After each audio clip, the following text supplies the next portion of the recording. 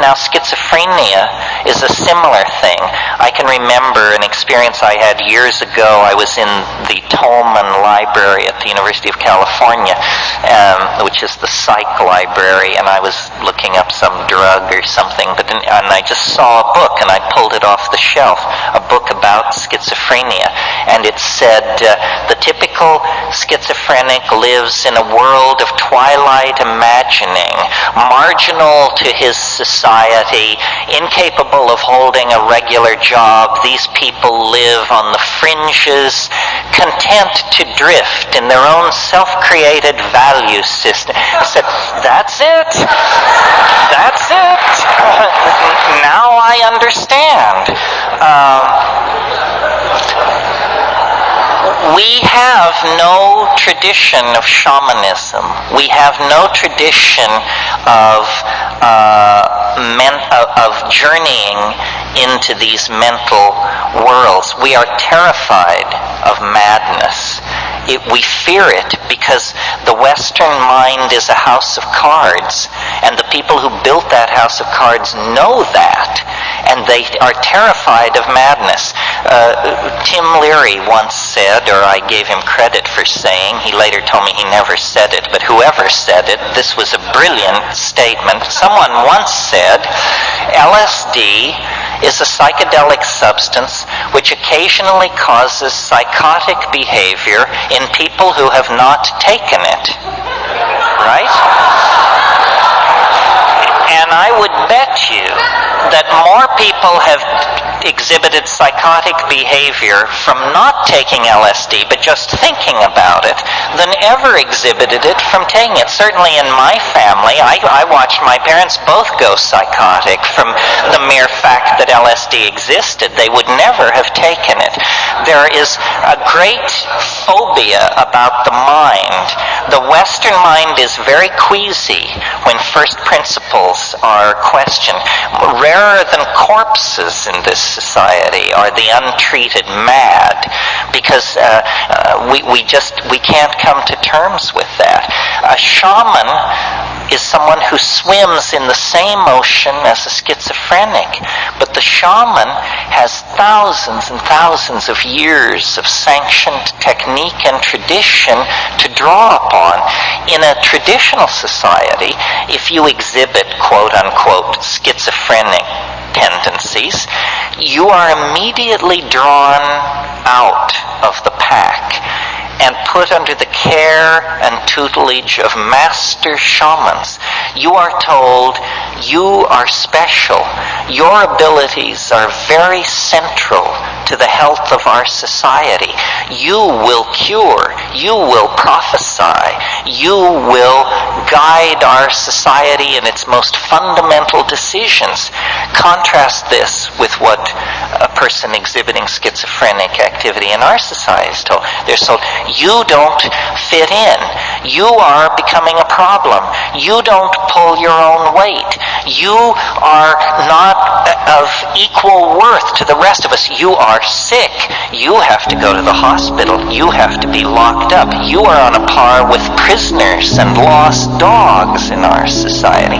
So that treatment of schizophrenia makes it incurable. Imagine if you were slightly odd and the solution were to take you and lock you into a place where everyone was seriously mad. That would drive anyone mad. If you've ever been in a madhouse, you know that it's an environment calculated to make you crazy and to keep you crazy. This would never happen in an Aboriginal or traditional society. I wrote a book, this has to be the wrap-up because we're over time, but I wrote a book called The Archaic Revival. I signed it tonight for some of you. The idea there is that we have gone sick by following a path of untrammeled rationalism, male dominance, attention to the visible surface of things, practicality, bottom lineism. We have gone very, very sick. And the body politic, like any body, when it feels itself to be sick, it begins to produce antibodies or strategies for overcoming the condition of dis-ease. And the 20th century is an enormous effort at self-healing. Phenomena as diverse as surrealism, body piercing, psychedelic drug use, sexual permissiveness, jazz, experimental dance, rave culture, tattooing. The list is endless. What do all these things have in common? They represent various styles of rejection of linear values. The society is trying to cure itself by an archaic revival, by a reversion to archaic values. So when I see people manifesting sexual ambiguity, or scarifying themselves, or showing a lot of flesh, or dancing to syncopated music, or getting loaded, or violating ordinary canons of sexual behavior, I applaud all of this, because it's an impulse to return to what is felt by the body, what is authentic, what is archaic. And when you tease apart these archaic impulses, at the very center of all these impulses is the desire to return to a world of magical empowerment, of feeling. And at the center of that impulse is the shaman, stoned, intoxicated on plants, speaking with the spirit helpers, dancing in the moonlight, and vivifying and invoking a world of conscious living mystery. That's what the world is. The world is not an unsolved problem for scientists or sociologists. The world is a living mystery.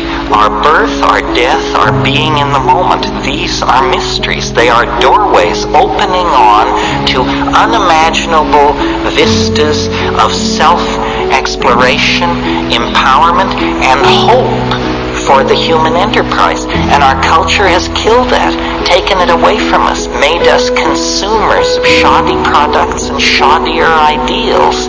We have to get away from that, and the way to get away from it is by a return to the authentic experience of the body. And that means sexually empowering ourselves, and it means getting loaded, exploring the mind as a tool for personal and social transformation. The hour is late. The clock is ticking. We will be judged very harshly if we fumble the ball. We are the inheritors of millions and millions of years of successfully lived lives and successful adaptations to changing conditions in the natural world.